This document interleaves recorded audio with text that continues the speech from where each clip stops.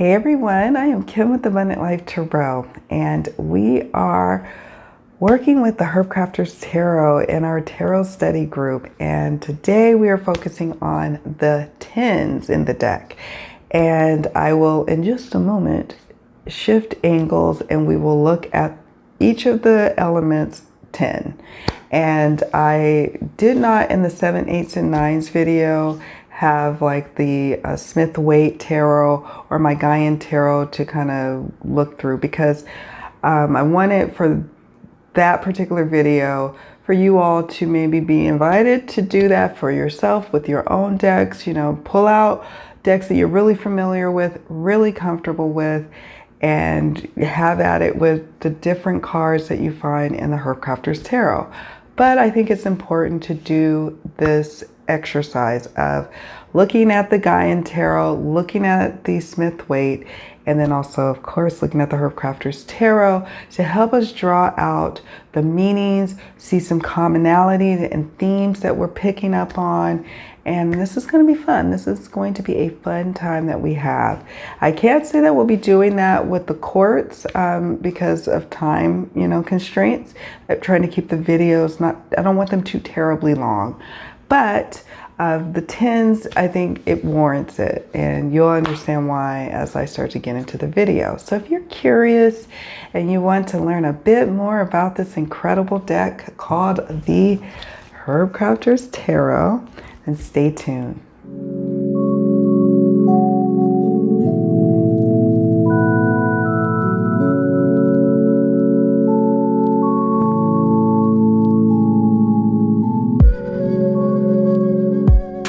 So we have all the 10s before us. We have the 10s from the Herbcrafters Tarot, we have the 10s from the Smith-Waite, and then we have the 10s from the Gaian Tarot down here. So what I'll do is we'll discuss each of them. We have them all divided by their elements. Air, Wands, which represents the fire element. We have the Cups and water, and then the Earth and Pentacles. So let's get to it. So the 10s are about those completions in our life. And when we think back to the elements, you can see how those 10s, those completions to new beginnings, show up. So the air is, dealing with matters of the mind, matters of what's going on mentally.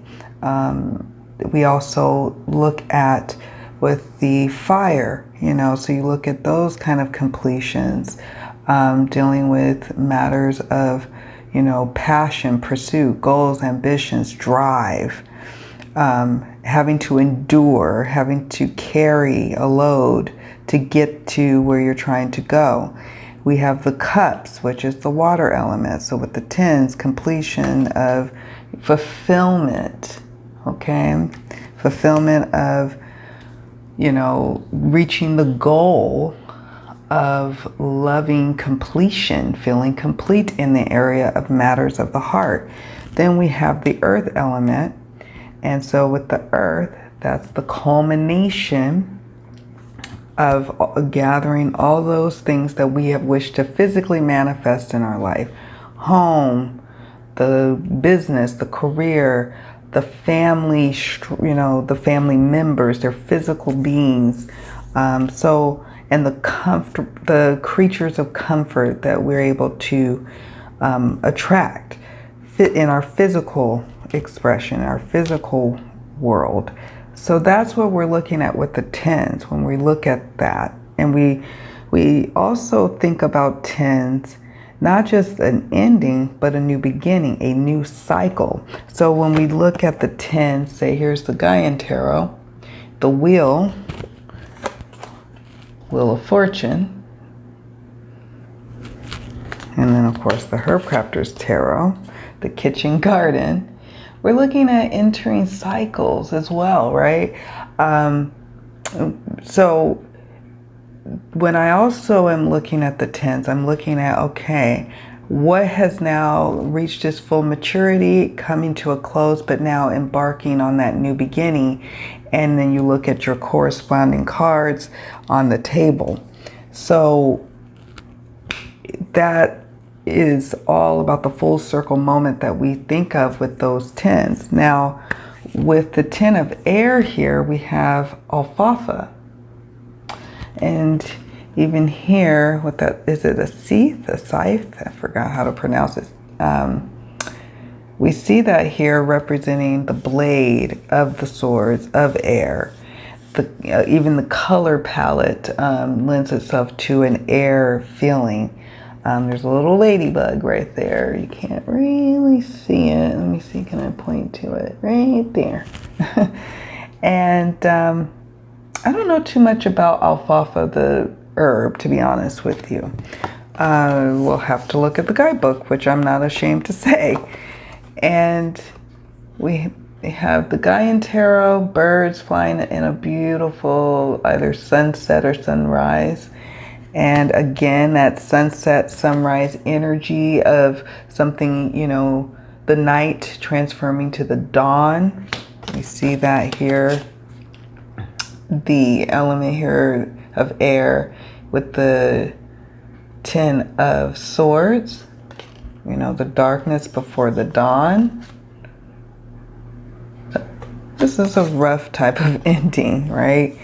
In most instances, not all cases with the 10 of swords, but really a lot of mental anguish surrounding this ending. But realizing that you are entering a cycle going towards either recycling and going back to the aces, or the way I tend to think about the next progression is the 10s, the endings moving to the new beginnings of the pages. So that's how I look at it there. So let's take a look at the guidebook here for the 10 of air. And what I'm going to do is read the 10s and read the introduction to the 10s. So what I'm looking at here, folks, is the Herbcrafter's Tarot guidebook if you're new to the channel or new to the tarot study group or don't have the deck. I really enjoy the Herbcrafter's Tarot guidebook because the way it's set up, the information it provides, the brevity of it is not super long, but it has enough to get you going and get you inspired. So another good reason to check out this deck. Okay, so the 10s, the 3 key phrases at the introduction is compost, replenish, rebirth. The 10s feature herbs that are used as composting plants and cover crops, grown for their ability to nourish and restore oil. I just saw the last part. Grown for their ability to nourish and restore soil, they are the healers of the earth. These plants are deeply rooting, accumulating nutrients in the dirt as they grow. The parts above ground are cut and strewn over garden beds or made into compost teas. As the stems and leaves break down, the vitamins and minerals they contain are absorbed again into the earth, creating a rich environment where other plants can thrive. Coming after the 3 mini dramas, the 10s are cards of transition. The herbs of the 10s offer the Herbcrafter a chance to stop and refill her emotional and spiritual basket before she begins another turn on the wheel. The earth and her spirit have given what they can. It is time to allow the soil to restore itself and for the Herbcrafter to replenish herself. After letting the earth rest, we circle back to the aces, the weeds that are usually the first to grow. The 10s reflect on past accomplishments while anticipating future growth. Okay, thank you. Thank you. Okay, so now let's go to the 10 of air, alfalfa. Okay, so the first key phrase, I'm only going to read excerpts here. The first key phrase here is compost your plans and allow new ideas to sprout. So like what I mentioned before, the air element is dealing with ideas, you know, the mental, right? What's on the mind, ideas, thoughts, anxieties. And yeah, so, all right. The next key sentence is breaking down leads to renewed fertility. Like a breakdown. Sometimes we have to have a breakdown in order to have a breakthrough, right? And number 3, let your studies lie fallow. Replenish and begin again. And I'm just going to read a little excerpt here. Renewal follows release. You may have reached your limit. Alfalfa is planted to restore worn out, degraded, and fallow land. Rest and replenish so your experience can take flight. Okay, take a break and spend some time in reflection to refresh your love of learning. Alfalfa is among the oldest of healing foods. You have the wisdom of the ancients within you. Sift through your knowledge and let go of the pieces that do not resonate. Do not be afraid to use the scythe on what you have grown. Alfalfa adds nutrients into the soil as it breaks down. What you leave behind enriches new growth. Okay, so that is alfalfa, 10 of air. So now we move to the fire element. So we have 10 of air and it's comfrey. Comfrey is the herb. I love, the warmth of the beeswax, the little, I think that's a stain on the wooden chopping block, the honey. So that lends itself to that warmth that you think of when you think of the fire element. We mentioned before about the 10 of wands being about that burden of having to carry everything forward. And you carry it to the threshold, you're there, you've reached it. It was not without some pain, struggles, and having to endure along the way, but you did it. But if you're not careful and release now, then it's going to make a burdensome new beginning. So we don't want that. So the 10 of fire also offers an element of guidance. Typically, all of them do, but particularly with that 10 of fire. So that's here the natural progression. And before we move to the guidebook, I want to show you, just kind of looking here, you can kind of see the similar color palettes kind of picked up card to card to card.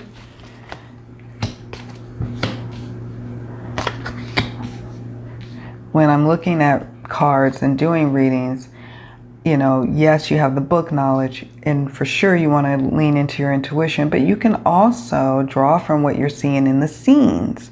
You can also draw from the colors. If you have some past experience in numerology or astrology, you can draw from that as well. That's why people come for tarot readings and why there's successful tarot readers, those who are able to incorporate all of that into their readings. But it takes time, and it's a layered approach for some of us on how we learn. First, we have to learn the book meanings. Then we have to say, okay, I get the book meanings now, and now I'm, feeling some intuitive hits based on what the question is, and you start to layer that learning that you're gaining, and then over time you have a very rich reading, whether you use 1 or 2 cards or whether you do a full spread. Okay, so 10 of fire, comfrey. The first key sentence is, there can be too much of a good thing. Number 2, step away, soothe yourself. Number 3, cut it down and it roars back to life. And then I'll just read a little excerpt here. Peace follows overwhelm. You may be overextended.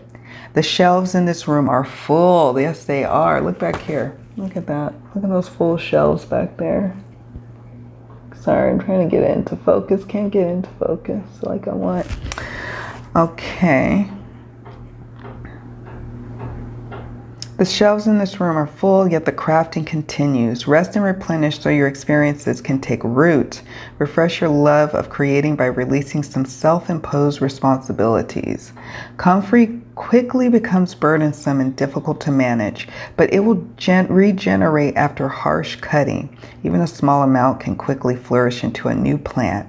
Commit to just a few tasks and set the rest aside. Pushing too hard will lead to waste and exhaustion. Do not be afraid to give away some of your creative ideas.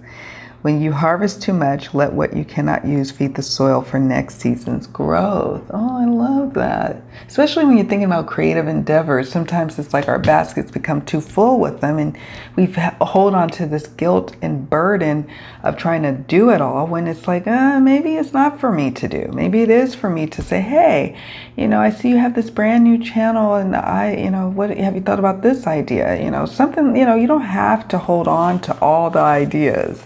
It's okay to share it too. I don't know. I think that's interesting. So that is the 10 of fire. We move to the 10 of water. Let's look at them closely here. It's red clover. Oh, I love this image so much. Red clover. Okay. So try not to hide those. Similar color palettes. And then 10 of water. So lots of beautiful lavender looking clovers, I guess, or the clover blossoms. And beautiful rainbow. When I think of the cups, I do think of that rainbow here represented. Oh, it's pretty, actually. Just really picked up on that. You've got red clover on the windowsill. You've got them out in the field, in front of the home, and you have them all strewn about, and it's like there's an abundance of them, beautifying our home and nourishing us. It's quite beautiful, actually. Okay, let's see what's going on with the 10 of water red clover. Okay, taste the nectar of nourishment. Yeah, we spoke about nourishment just a couple of seconds ago. Number 2, serenity rises from the roots of gratitude. Number 3, compost breeds contentment. Serenity is born from nourishment of the soul, experiencing the joy and stability of your dreams coming to life. As the deep taproot of red clover restores the soil underground, the bright flowers delight humans and animals above ground. When you feel refreshed and happy, freely share your good fortune with others. Radiate peace and abundance. Red clover needs to be planted only once to flourish on its own. Trust your wishes to unfold without interference. The tea is as delicious as it is healing. The road to well-being can be filled with harmony. It can be this good. The book said that. I love that. It can be this good. Yes, it can. And so it is. Oh, that's gorgeous. All right, so there you go.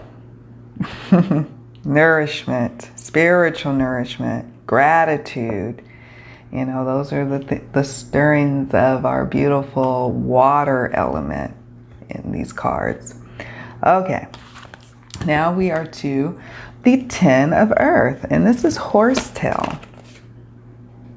Horsetail.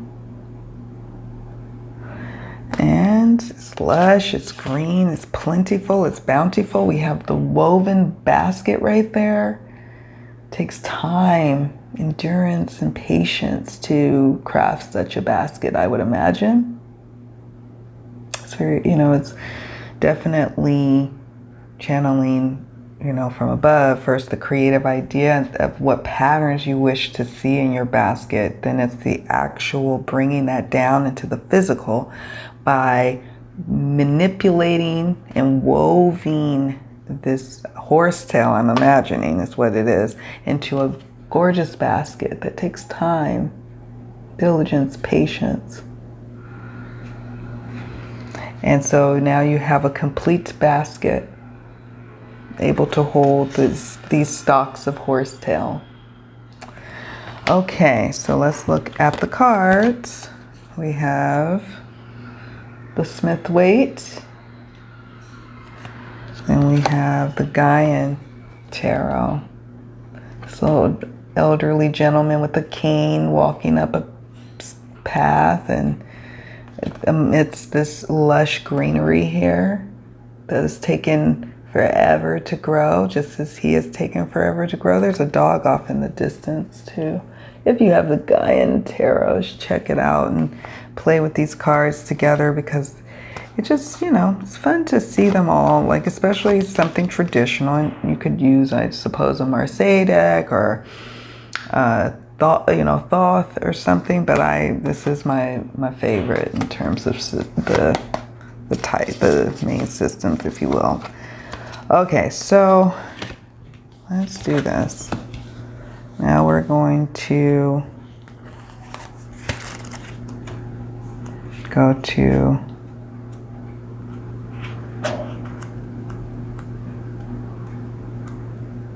the Ten of Earth, Horsetail.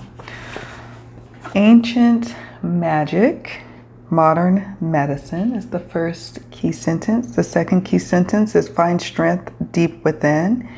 And number 3, the wisdom of the elders take root in the bones of youth. Okay. It says you are safe and secure. You are a well-established member of your community. Know your work supports and sustains others.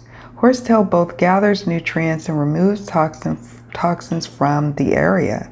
Understand your connection to the greater purpose of life.